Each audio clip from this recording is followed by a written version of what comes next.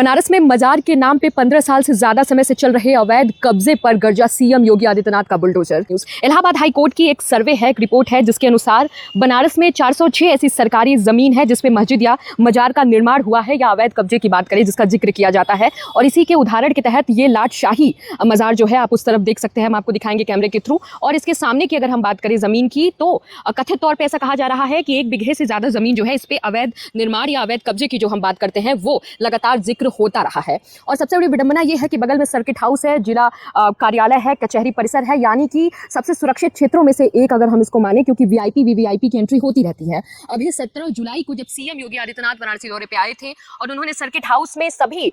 जो विकास परियोजनाएं चल रही हैं उसकी समीक्षा बैठक की, तो उन्होंने अवैध कब्जे और निर्माण को लेकर भी बीजेपी और एनडीए सरकार की जो पॉलिसी है उसको लेकर स्पष्ट रूप से कहा, जिसमें उन्होंने खासी नाराजगी जताई, व्यक्त किया और अधिकारियों से कहा कि जो नोटिस का खेल चल रहा है इसको खत्म किया जाए। कि लाटशाही मजार जो है, नोटिस का सिलसिला यहाँ 2008 से दिया जा रहा है जब मायावती की सरकार थी, और 2025 यानी बीजेपी सरकार तक ये नोटिस का सिलसिला जारी रहा है। बीच में जब अखिलेश यादव यानी कि सपा की सरकार थी तब भी नोटिस सौंपा गया था, लेकिन प्रशासन की तरफ से और लोक निर्माण विभाग की तरफ से ये कहा जा रहा है कि चूंकि ज़्यादा सीरियसनेस नहीं दिखाया जा रहा था, जिसकी वजह से ये नोटिस थमा के कागजों तक जो खानापूर्ति या सीमित रहने की हम बात करते हैं वो वहीं तक सीमित था। अब चूंकि यहाँ पे अगर हम आपको बताएं तो सामने आप देख सकते हैं लाटशाही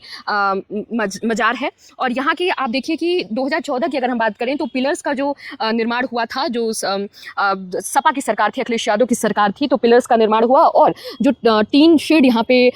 लगाया गया था जिसका निर्माण हुआ ये बीजेपी की सरकार में ही हुआ। लेकिन जब अभी 17 जुलाई को समीक्षा बैठक सीएम योगी ने किया तो उन्होंने खासा नाराजगी व्यक्त की और उनकी तरफ से कहा गया है कि अवैध निर्माण को जल्द से जल्द खत्म किया जाए, जिसके बाद अधिकारियों ने 20 जुलाई को यहाँ पे कार्रवाई की। और आप देख सकते हैं कि जो बुलडोजर एक्शन जो चला है सीएम योगी आदित्यनाथ का वो आपको दिख सकता है। और प्रशासन की तरफ से नोटिस थमा के 3 दिनों का अल्टीमेटम भी दिया गया है कि चूंकि मजार जो है वो तो जस की तस वहाँ रहेगी, लेकिन आसपास की जो निर्माण या हम कह सकते हैं अवैध कब्जे के रूप में जो किया जा रहा है इसको हटा दिया जाए, नहीं तो फिर अन्यथा आप जानते हैं प्रशासन की तरफ से ये अल्टीमेटम दिया गया है। अब चूंकि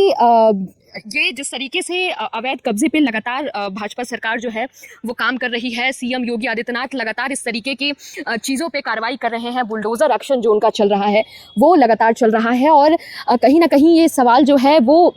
पिछली सरकारों पे भी उठाता है, क्योंकि 2008 में पहला नोटिस दिया गया, फिर सपा की सरकार में नोटिस दिया गया, फिर बीजेपी की सरकार में भी नोटिस दिया गया है, लेकिन अंततः जो कार्रवाई हुई है वो अभी 2025 में आके आप देख सकते हैं कि बुलडोजर एक्शन यानी बुलडोजर के जरिए जो कार्रवाई हुई है यहाँ पे हुई है। हम आपको अपडेट देते रहेंगे इससे संबंधित और भी खबरों के लिए आप जुड़े रहिए, देखते रहिए डालम्स न्यूज़।